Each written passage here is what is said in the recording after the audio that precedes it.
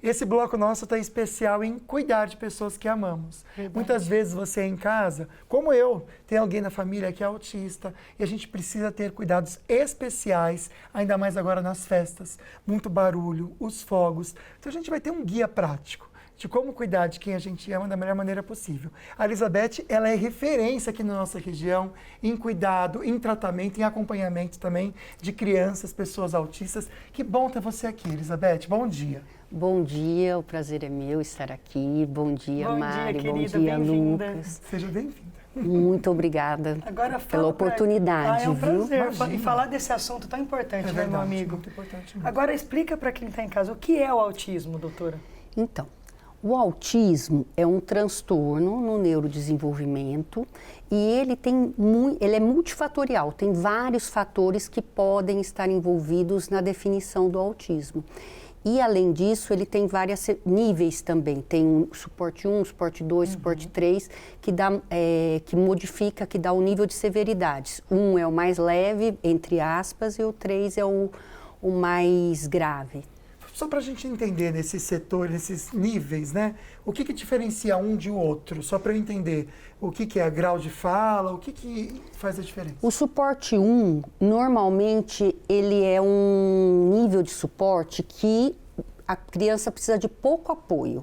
Normalmente são autistas que falam, que têm uma comunicação verbal, que têm um processo de aprendizagem, mas que a maior dificuldade dele normalmente está voltada para as questões de interação social e padrões restritos de comportamento. O suporte 2, ele precisa de mais apoio. Ele pode ter uma comunicação verbal vocal, mas nem sempre essa comunicação verbal vocal ela está alinhada com todo o processo de desenvolvimento da língua daquele país.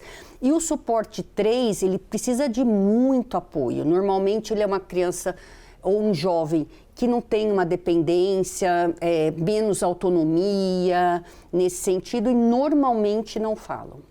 Agora, o Lucas falou, né? Você tem um autista na família, né, Sim. Lucas? Eu também. E eu percebo, assim, que é uma dificuldade para os pais. Eu sou mãe de 4 filhos.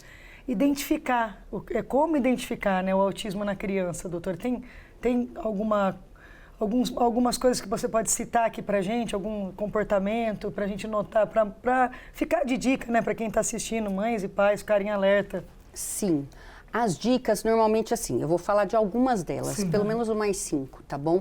Uma dica primeira é quando a criança tem mais ou menos 6, 7 meses, você chama pelo nome, ela já procura, já sabe quem ela é, já faz a relação nome-pessoa, e normalmente essa criança ela não faz isso. Uma outra coisa que é quando as pessoas são mais jovens, por exemplo, recém-nascido, 2 meses, 1 mês, alguma coisa assim, e você quer saber se ela tem algum sinal, que não quer dizer que ela tem um diagnóstico, mas que ela tem algum sinal. Por exemplo, no processo de amamentação, não só pela questão da proteção da criança, mas também pela alimentação, mas também pelo lado afetivo, o aleitamento materno é bastante importante. Sim, claro. E esse aleitamento materno, quando pelo lado afetivo, você vai estar olhando para essa criança. E normalmente essa criança ela não faz esse contato visual desde pequenininha. Como ela não faz esse contato visual desde pequenininha, isso pode ser um sinal importante dentro desse processo e que a gente precisa estar de olho nisso. Sim. Uma outra coisa que é importante que está aparecendo aqui, que é legal a gente mostrar, é que normalmente as crianças elas têm uma brincadeira que não é uma brincadeira da forma como todas as pessoas brincam. Então ela vai brincar de carrinho, ao invés dela fazer brum e levar o carrinho para frente, levar o carrinho para trás, ela pode simplesmente virar o carrinho e ficar rodando a rodinha para lá e para cá, para lá e para cá, para lá e para cá, para lá e para cá, para lá e para cá, e não ter a funcionalidade que as outras pessoas esperam dessa brincadeira do carrinho. Olhar para a face do outro, por exemplo, a hora que eu olho para você, a hora que eu olho para você, eu faço uma identificação e as crianças olham quase que para o nada e não tem muita expressão facial e às vezes no momento de fala, em torno de 8, 9 meses, 1 ano de idade normalmente, as crianças já têm que estar fazendo papapá, dadadá, mamamá e etc. E normalmente essas crianças não estão fazendo. Sim. Existe uma dificuldade muito grande também da gente saber de fato se esses sinais eles são importantes para um diagnóstico até 3 anos de idade. Tá? Mas isso não significa, de forma alguma, que você ter todos esses sinais que você é ou não autista. A gente começou a nossa conversa falando sobre a questão do fim de ano, por causa dos fogos, né? Muito barulho, e não só os fogos, né, gente?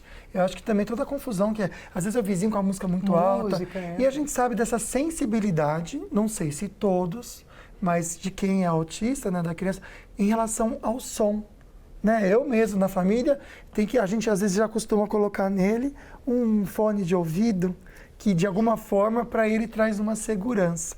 Quais dicas que você tem práticas? Eu sei que tem até um e-book, né, que a doutora escreveu, com dicas, um guia prático para quem tem uma situação em família. Dá uma dica pra gente do que você trouxe ali, por favor. Isso. Esse guia prático, ele está disponível, ele é gratuito. Olha que legal. Ele está no grupo.interclínicas, que você consegue acessar também, está no nosso site também. E o que é importante é assim, nessas festas de final de ano, tudo é exacerbado. É verdade. Então, muita luz. É verdade. Então, muita luz, árvore ligada, lâmpada ligada, tudo ligado em termos, né, muita iluminação. E essa iluminação pode ser uma das dificuldades dessas crianças, que é uma dificuldade sensorial. Então, a gente pode colocar um óculos, fazer uma festa de óculos escuro, onde as crianças vão com óculos escuro. Muito barulho. A questão do barulho não são só as músicas altas, né? A conversação, um monte de gente junta, conversando, etc. Então, esse barulho também, a questão do fone, que é bastante legal, assim, todas as pessoas utilizarem o fone, brincar. Nos Estados Unidos é bem legal, as pessoas fazem festa de formatura com as crianças incluídas, autistas, mas os jovens com fone. Então, todo mundo vai escutando a musiquinha no fone, vai dançando, vai se divertindo, tal, o que é bastante interessante e é um processo de inclusão de fato. Né? Muito legal. Tem as crianças também, por exemplo, que têm uma dificuldade com cheiro. E aí, nessa época, o que acontece? As comidas são todas... E muito diferente do que a criança está acostumada. E muito diferente do que está acostumado. Dia a dia, na Então, rotina. o legal é assim, ou você leva uma marmitinha, ele não come isso, não come aquilo, não come aquilo outro, tal. Então, vamos lá, vamos fazer uma marmitinha para o meu filho. Leva a tal da marmitinha para que ele possa fazer parte desse dia, festejando também e comendo a comida que ele come. Não vai querer que ele, nesse dia, aprenda a comer uva passa. Né? Ele vai comer aquela comida que ele está habituado e a mãe leva uma marmitinha. E é legal também, uma das coisas que a gente faz e coloca no e-book, é a questão da previsibilidade e o planejamento. Então, se eu já sei que eu vou na casa da vovó, ou na casa do titio, vamos fazer um planejamento, uma previsibilidade, levo até lá, mostro o lugar, chego primeiro, não vou chegar no 10h30, 11 horas, um pouquinho antes da virada do dia 24 para o dia 25, que está todo mundo alvoroçado. Então, eu chego primeiro, eu vejo o que conheço poucas pessoas, então vai estar lá o vovô, a vovó, o titio, a titia, ótimo, eu tenho oportunidade de cumprimentar todas as pessoas, eu tenho a oportunidade de achar um cantinho que eu consiga me acomodar melhor se eu não estiver bem, e a gente consegue repassar todas aquelas coisas que nós já trabalhamos anteriormente, uma semana antes, por exemplo, já foi na casa, já viu o cantinho, já viu onde pode descansar e etc. Nossa, eu fiquei curiosa com esse e-book agora. É muito legal, As né? minhas amigas mais de Parabéns autista. por essa generosidade de dividir conhecimento.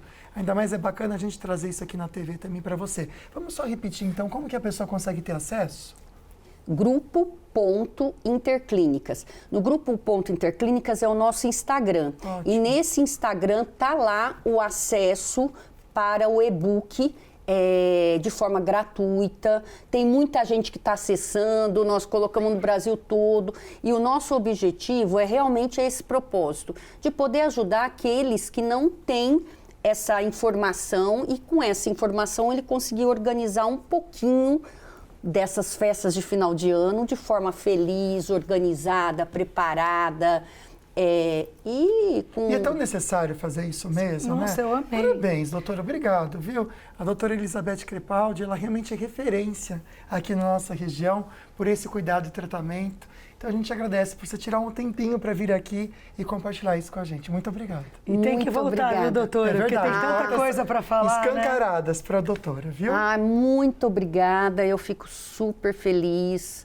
Um bom ano novo para vocês, Amém, pra tudo nós. de bom, Obrigado. tá? Que 2025 seja repleto aí de alegria, de felicidade, de muitas entrevistas e eu Amém. espero voltar. Com certeza. Doutora, Portas obrigada, abertas. viu, Obrigado, querida? viu?